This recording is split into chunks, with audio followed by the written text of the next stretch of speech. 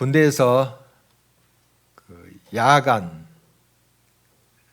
전투 훈련을 한 적이 있어요. 몇 번 했는데요. 이때 위장을 합니다. 얼굴에 까만 칠을 해요. 근데 요즘은 이제 그 위장용 화장품이 있다래요. 그걸 이제 바르는데 이제 한 40년 전에는 그냥 숟가루 까만 거 가지고 그냥 아무렇게나 발랐어요. 영화 보면 여러분 멋지게 그냥 사선으로 탁 이렇게 칠하는 모습 봤는데 그런 모습 아니고요. 그냥 어차피 이제 캄캄한 데 들어갈 테니까 그냥 그 가지고 얼굴에 그냥 발랐던 기억이 납니다. 캄캄한 데서는 서로 안 보이니까 괜찮은데요. 이제 밝은 빛이 있는 곳 보면은 그 모습들이 얼마나 우스꽝스러운지 몰라요. 그래서 서로 보면서 막 웃었던 기억이 납니다. 어둠에 있을 때 우리는 우리 자신을 잘 보지 못하지요. 그리고 다른 사람의 모습도 우리가 잘 볼 수가 없어요. 그러나 빛 가운데로 가면 우리는 바로 볼 수가 있습니다. 바울은 참 빛이신 예수님을 만나 자기의 모습을 바로 볼 수가 있었어요. 자기가 어떠한 사람인지 알 수 있었고 또 하나님의 뜻대로 사는 것이 어떤 것을 비로소 깨닫게 되었습니다. 이 깨달음은 오직 예수 그리스도의 은혜의 복음으로 말미암은 것이었습니다.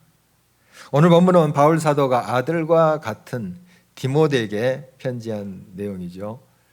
이 디모데는 지금 이제 터키 중서부에 에베소가 있는데요. 그 에베소에 목회를 했었어요. 그 목회자인 젊은 이 디모데에게 편지한 내용입니다.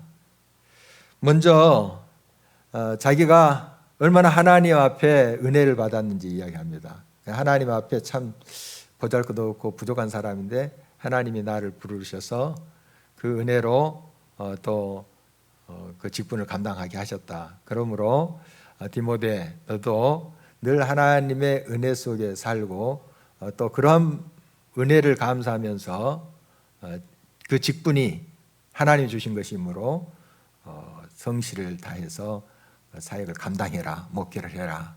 이런 이제 부탁의 말씀이죠. 바울은 예수님을 그 만나기 전에 자기가 얼마나 악한 자인지 몰랐어요. 자기가 참 잘하고 있다고 생각했거든요. 정말 율법대로 하나님의 뜻대로 정말 열심히 자기가 행하고 있다고 그렇게 생각을 했습니다. 그러나 이제 예수 그리스도의 참 빛 앞에 설 때 자기의 모습을 이제 드디어 보게 된 거예요. 야, 얼마나 이 악하고 추한 건지 자기 자신이 그걸 몰랐던 거예요. 자기는 옳은 줄로 알고 그렇게 행했는데 그렇지 않음을 발견하게 되었습니다. 그는 예수 그리스도 밖에 있을 때 자기 모습을 이렇게 고백하고 있죠. 13절입니다. 내가 전에는 비방자요 박해자요 폭행자였으나 도리어 긍휼을 입은 것은 내가 믿지 아니할 때 알지 못하고 행하였음이라. 비방자, 박해자, 폭행자다. 우리 이제 사도행전 보면 잘 알 수가 있습니다. 바울은 율법에 대해서 잘 알고 있다고 생각을 했죠. 그래서 율법의 저항을 철저히 지키려고 애를 썼고 또 그 율법 저항에 좀 틀렸다 하는 그리스도인들, 예수님을 믿는 사람들 철저히 그 박해를 했어요. 그리고 때로는 이제 죽인데 가담도 하고요. 또 예수님을 믿는 사람 잡으러 다니고 하는 모습 사도행전에서 볼 수 있어요. 이게 굉장히 정당하다고 생각했습니다. 그리고 그렇게 죽이고 막 핍박하고 고문하고 그런 것도 옳다고 생각을 했죠. 그런데 그는 사실 율법을 잘 알지 못하고 있었습니다. 그러니까 그는 율법이 아니라 율법주의를 따라가고 있었던 것입니다. 율법의 본 정신은 속박이 아니에요. 자유입니다. 하나님께서 우리들에게 말씀을 주시고 또 계명을 주신 것은 그 길이 자유의 길이기 때문에 생명의 길이기 때문에 주시는 거지 우리를 막 올감해가지고 속박해가지고 막 로봇처럼 하나님께서 이용하시려고 그런 건 아니잖아요. 율법의 본 정신은 자유예요. 생명입니다. 그런데 이 바울은 오해를 한 거죠. 그 당시 이제 유대인들의 많은 부류의 사람들이 그런 생각을 가지고 있었어요. 율법주의에 빠져 있었던 거예요. 자기들의 생각이 하나님 말씀보다 앞선 거예요. 자기들의 전통이 하나님의 뜻보다 앞선 거예요. 이런 이제 모습을 가지고 있었습니다. 율법은 바로 하나님 복음으로 인도하는 초등교사입니다. 안내자죠. 필요합니다. 그러나 율법주의는 인간의 사상이 그 하나님의 말씀을 빌려서 그 인간의 사상을 세운 거예요. 이게 주의죠.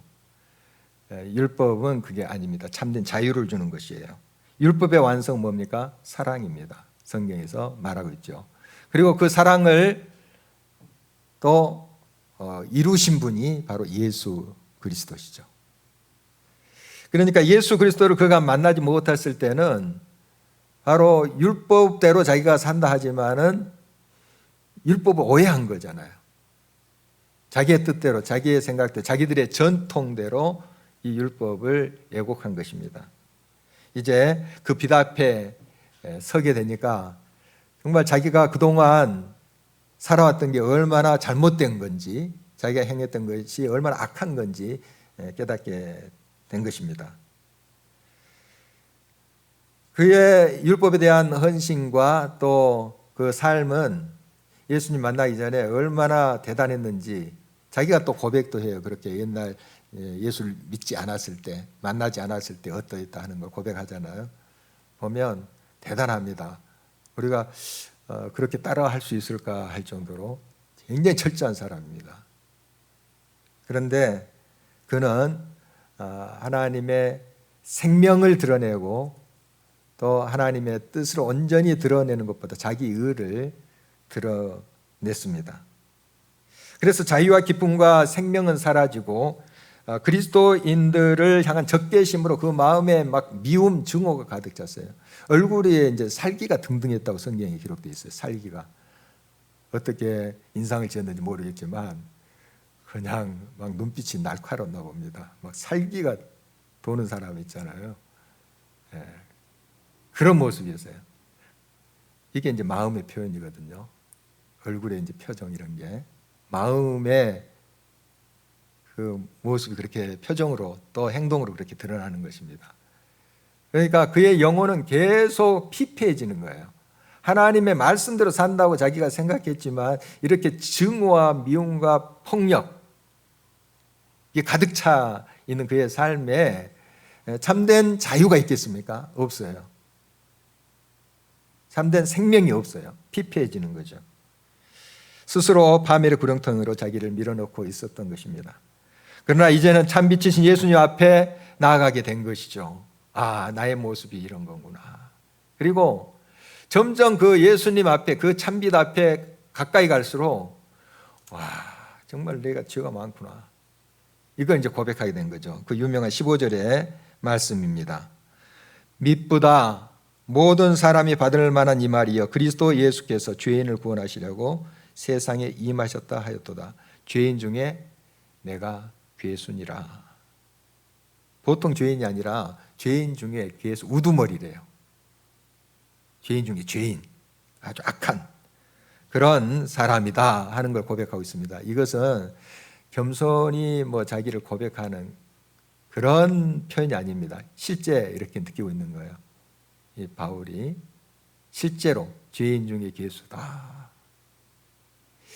이 디모데 전후서는 바울의 후기 서신입니다. 그러니까 이제 한 13개의 서신을 바울이 썼거든요. 성경에 이제 있는 거예요. 그런데 이제 그 노년에 모든 사역을 이제 마무리하는 단계에서 썼던 서신이 이 디모데 전후서입니다. 디도서, 디모데 전후서 이렇게 되는데요. 그러니까 그동안 예수님을 만난 이후에 바울이 어떻게 살았습니까? 자기의 모든 걸 다 내려놨잖아요. 비웠어요.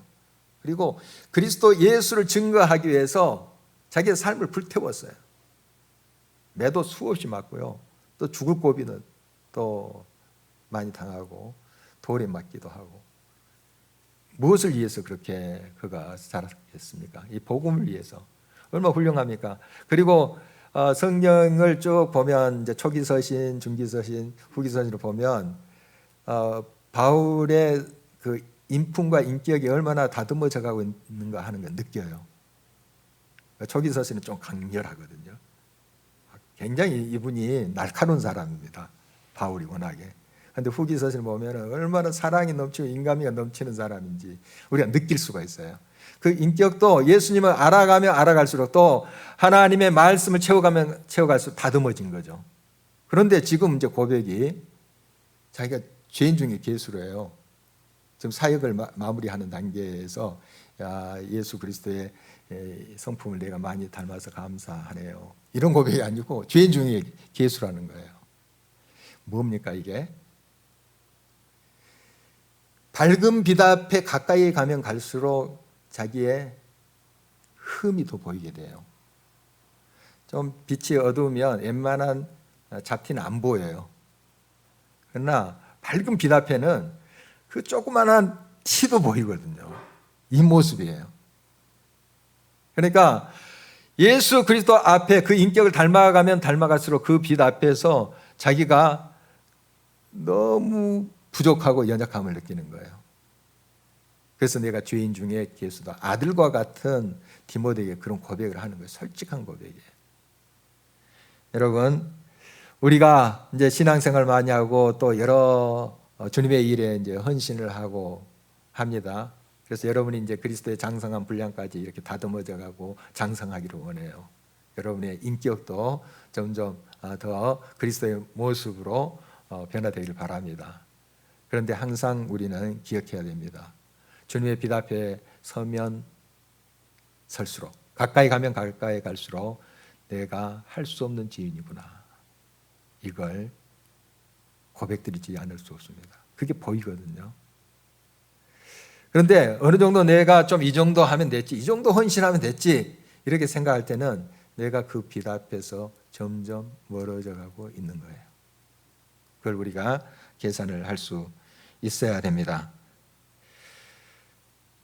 정말 하나님의 은혜를 확실히 깨달을 수 있는 길은 그리스도 예수 밖에 있을 때 내가 얼마나 흉악한 죄인인가, 또 그리스도를 떠나면 내가 정말 소망이 없는 존재인 것을 깨달을 때 그 은혜를 우리가 더 깊이 만날 수가 있어요. 죄의 심각성을 깨닫지 못하면 하나님께서 내게 베풀어 주신 그 은혜를 잘 헤아릴 수가 없어요. 나 같은 죄인, 정말 죄인 중에 괴수인 나를 하나님이 품으셨구나. 구원의 은총을 베풀어 주셨구나. 얼마나 그 은혜가 감사하겠어요. 상대적으로. 그런데 나는 좀 그래도 이만큼 하면 되지 않았나, 이런 생각을 하면 하나님 은혜에 대한 것도 상대적으로 우리가 잘 깨닫지 못합니다. 우리 자신을 항상 하나님의 빛 앞에 둠으로 우리가 주님 없으면 도저히 살 수도 없고 설 수도 없음을 늘 고백해야 되겠습니다.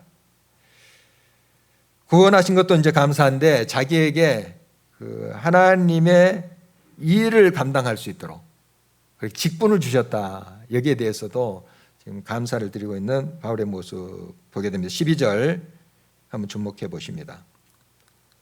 나를 능하게 하신 그리스도 예수 우리 주께 내가 감사함은 나를 충성되이 여겨 내게 직분을 맡기심이니. 예수님을 처음 만났을 때 이제 바울이 땅에 거꾸로 졌죠. 자기가 얼마나 큰 죄인이고 흉악한 그런 자인가 하는 거, 그 빛 앞에서 드디어 이제 발견하게 되는데요. 그런 이제 주님의 은혜, 구원, 만나주심, 이것도 감사한데 자기를 이방인을 향한, 온 세상 사람들을 향한 사도로, 일꾼으로 세우신 거, 이게 너무 감사한 거예요. 내가 뭔데 나로 말미암아 그 예수 그리스도의 생명의 빛이 세상에 비춰지는 거잖아요. 그런 통로가 된 거잖아요. 얼마나 감사한지. 여러분, 하나님께서 우리들에게 주신 직분 있죠. 일. 하나님의 일이에요. 무슨 말인가 하면 하나님이 하시는 일이에요. 하나님이 하시는 일을 우리들에게 위탁한 거예요. 이게 위임입니다. 위임. 그러니까 우리가 하나님의 일을 하고 있다고 하는 거예요. 놀라운 것입니다. 하나님의 하실 일을 우리들에게 너가 해봐 하신 거예요. 이게 직분의 의미예요. 이거 함부로 할 수 있습니까? 그리고 그 직분을 내게 맡겨주셨습니다. 얼마나 감사한 일이에요. 나를 충성되이 여겼대요. 부족하기 짝이 없는데 충성되이 여기시고 그 직분을 주셨다. 이걸 깨달으니까 이 바울이 지금 얼마나 감격하면서 감사하고 있는지 몰라요. 여러분, 우리는 많이 부족합니다. 완벽하지 않아요.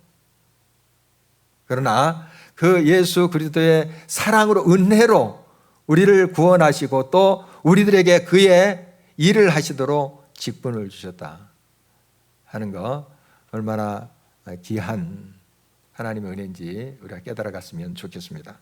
아론과 그 아들들이 이스라엘 이제 초대 제사장들이잖아요. 이 사람들 보면 완벽하지 않아요. 아론, 그 아들들 실수도 하고 하거든요.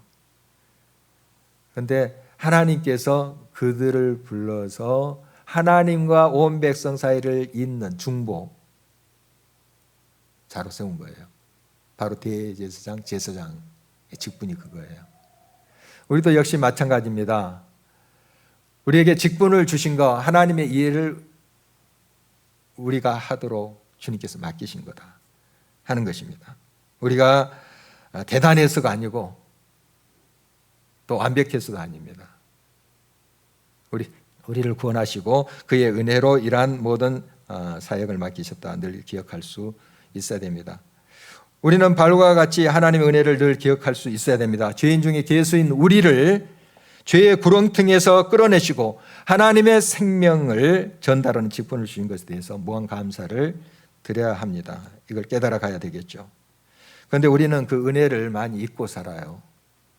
당연하다는 뜻이 잊고 살아요. 그 구원의 은혜, 나 같은 죄인 우리가 할 수 없었잖아요.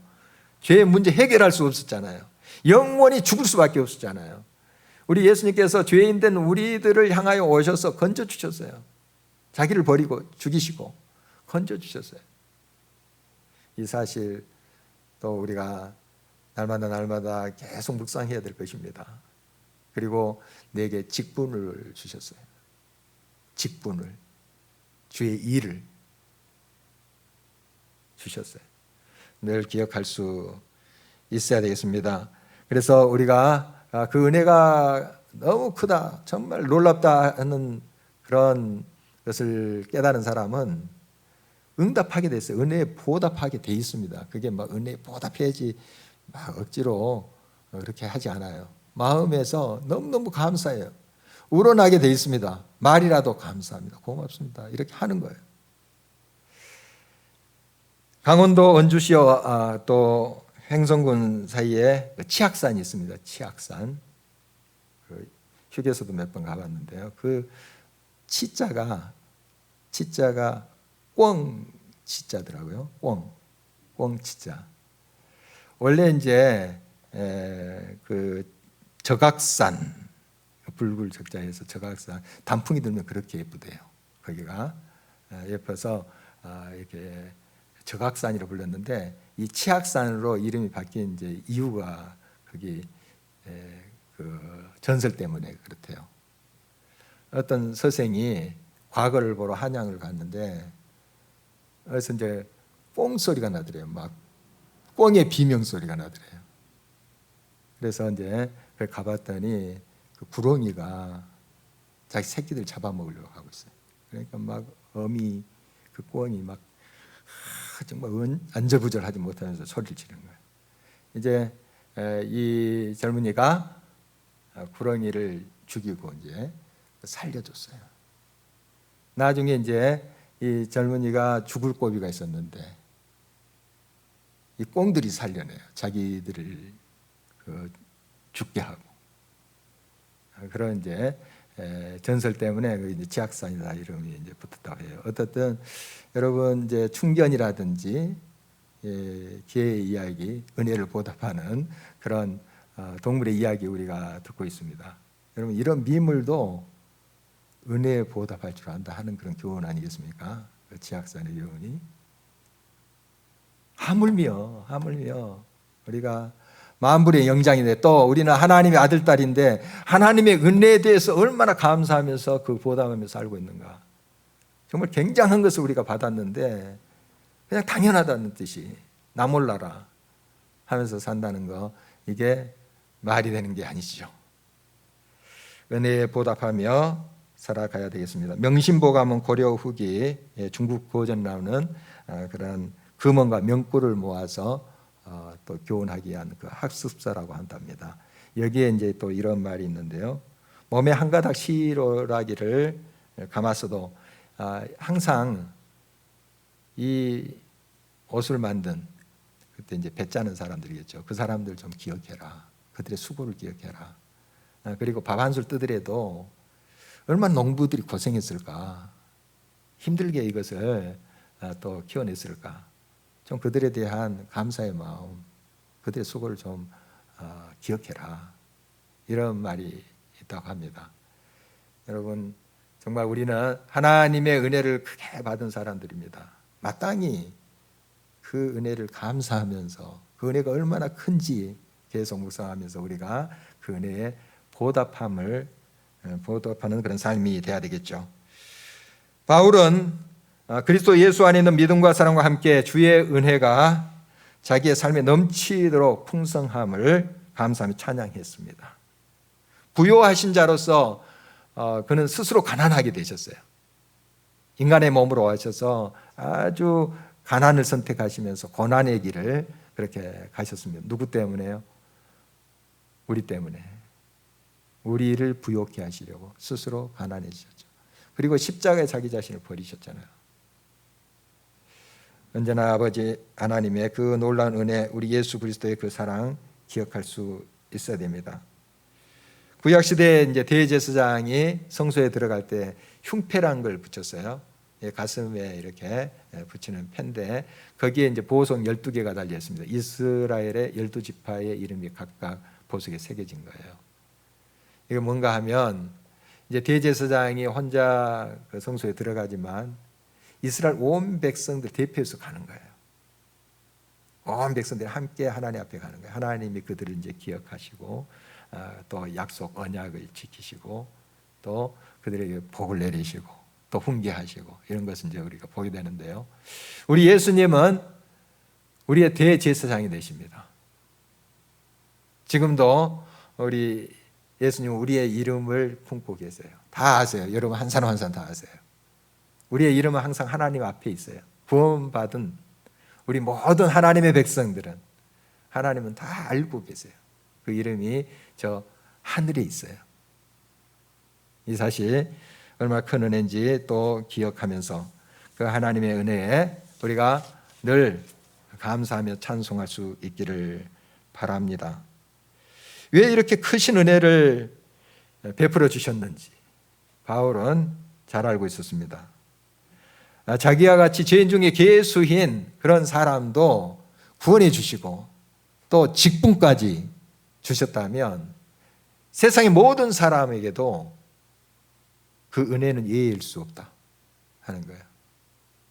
죄인의 개수 중에 개수인 자기도 이렇게 하나님께서 건져주시고 직분 맡아서 하나님 일을 하게 하시고 하는데 그 누구도 마음을 열고 하나님께 오면 하나님의 은혜를 받을 수 있고 그 하나님의 직분을 감당할 수 있다 하는 의미입니다. 16절 보겠습니다.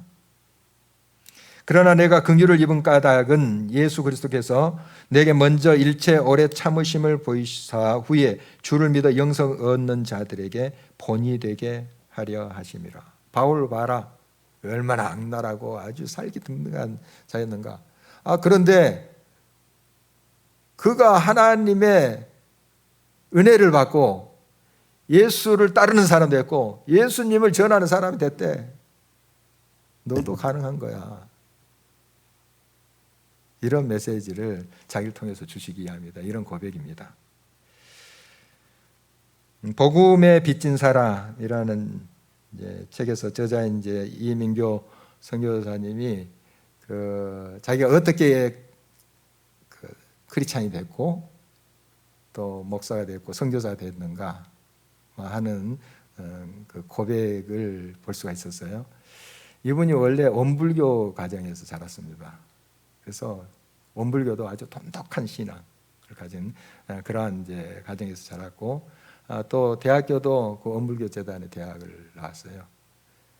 어렸을 때부터 가난한 사람들, 막 긍휼의 마음이 있어서 막 가서 봉사도 하고 또 이렇게 그들을 섬기고 그랬대요.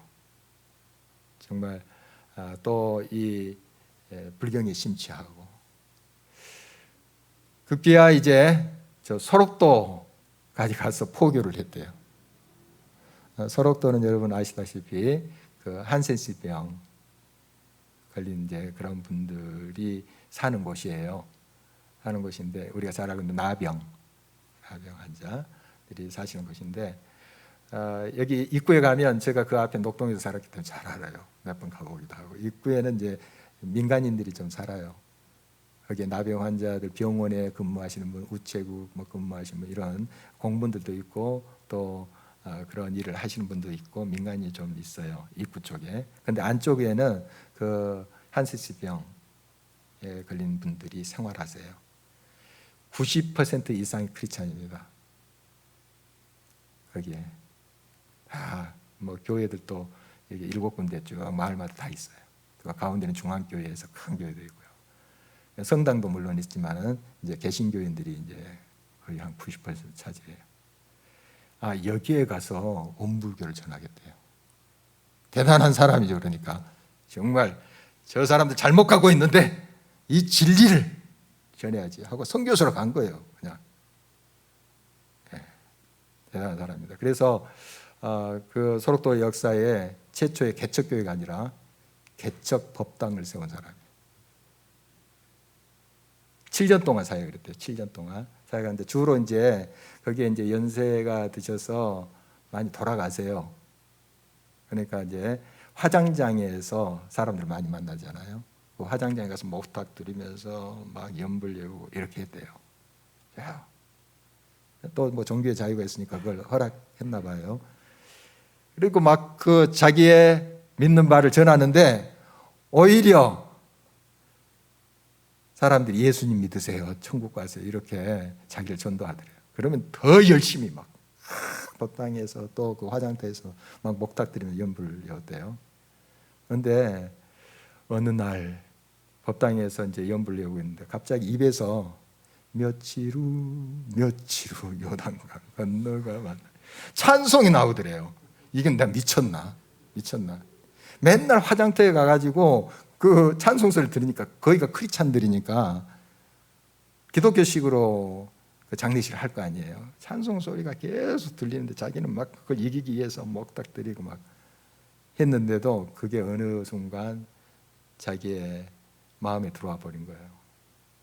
도저히 지울 수가 없어서 막 몸부림쳤대요. 미칠 지경이 됐대요. 그래서 대체 기독교 뭔가 하고 성경 읽기 시작했습니다. 성령이 그에게 임했어요. 완전히 변했습니다. 그래서 결국 우즈베키스탄에 선교사로 갔는데, 어떻게 누가 선물로 축구공을 줬는데, 그걸 가지고 농아들을 위한 사역을 했거든요. 농아들과 축구를 하다 보니까 얘들을 좀 제대로 훈련시켜봐야 되겠다. 자기는 축구에 대해서 그렇게 잘 알고 있지도 않고 프로 축구 선수 출신도 아니고 그래요. 그런데 그렇게 훈련시켜서, 그 우즈베키스탄에 그때는 농아 국가대표팀이 없었대요. 경비도 많이 들어가고 하니까 좀 그런 나라에서는 하지 못했나 봐요. 그런데 선교비랑 여러 후원금을 또 모아서 국가대표팀, 자기가 키운 농아 축구팀을 그렇게 만든 거예요. 대만에서 아시안 게임이 있었는데, 농아인 축구대회 아시안 게임이 있었는데 3등 했대요. 우즈베키스탄이 발칵 뒤집은 거죠. 거의 1등 할 뻔했는데 뭔가 이제 좀 그 안에 문제가 선석길이 있었나 봐요. 그것 때문에 3등을 했는데 대단하죠. 그리고 이 소문이 쫙 퍼졌습니다. 카자흐스탄의 또 국가대표팀 그 농아 축구팀을 또 감독하기도 하고 좋은 성적을 거두고 했다고 해요. 어떻든 나중에 이제 그 책은 거기서 끝나지만은 좀 이렇게 인터넷 검색을 해보니까 지금 북한의 농아 축구 대표팀 감독이더라고요. 이제 특이하죠. 이게 남한 사람인데 북한의 농아인 축구 국가대표팀 감독이 지금 몇 년 동안 한 7년, 8년 하시는 것 같아요. 계속. 이런 분도 변화됩니다. 이런 분도. 철저히 골수까지 어물교 사상과 그 생각이 가득 찬 사람도 변화를 해요. 이게 성령의 역사예요. 성령의 역사. 그리고 그를 선교사로 세워서 하나님께서 그 직분을 맡기셔서 일하게 하세요. 여러분, 정말 하나님은 이렇게 모든 사람을 향해서 성령으로 역사하시고 지금도 구원의 손길을 뻗치시는 것을 여러분 기억하시기를 바랍니다. 우리가 겸손히 마음을 열고 응답하면 우리의 삶을 통해서 주님이 반드시 변화시키고 새롭게 하시고 역사하십니다. 이런 하나님의 은혜를 체험한 사람은 계속 선한 싸움을 싸워요. 오늘 말씀 이제 18절 말씀 보면은 아들 디모데야 내가 네게 이 교훈으로서 명하노니 전에 너를 지도한 예언을 따라 그것으로 선한 싸움을 싸우며 19절 믿음과 착한 양심을 가지라. 어떤 이들은 이 양심을 버렸고 그 믿음에 관해는 파선하였느니라. 이 선한 싸움은 이제 분열과 파괴가 아니고 이 싸움은 고치고 살리는 싸움이에요. 싸운다는 것은 막 부딪히고 막 갈등이 있는 겁니다. 그러나 살리기 위한 것이에요. 복음 증거가 그런 거죠. 복음 증거를 할 때 갈등이 있을 수 있어요. 저항이 있을 수 있어요. 그러나 그들의 영혼을 사랑하면서 살리기 위해서 우리가 복음 증거하지 않습니까? 선한 싸움을 싸우라 하는 것입니다. 먼저 자신과의 싸움 우리가 늘 해야 됩니다. 우리의 정과 욕심을 십자가에 박는 거, 이게 자신과의 싸움이에요. 그리고 여러 거짓 가르침과 사상, 세상적인 가치관과 늘 우리가 싸워야 돼요. 여기에 우리의 영역을 내줘서는 안 됩니다. 늘 믿음으로 굳게 서서 이 싸움에 승리하는 저와 여러분 되시기를 간절히 바랍니다.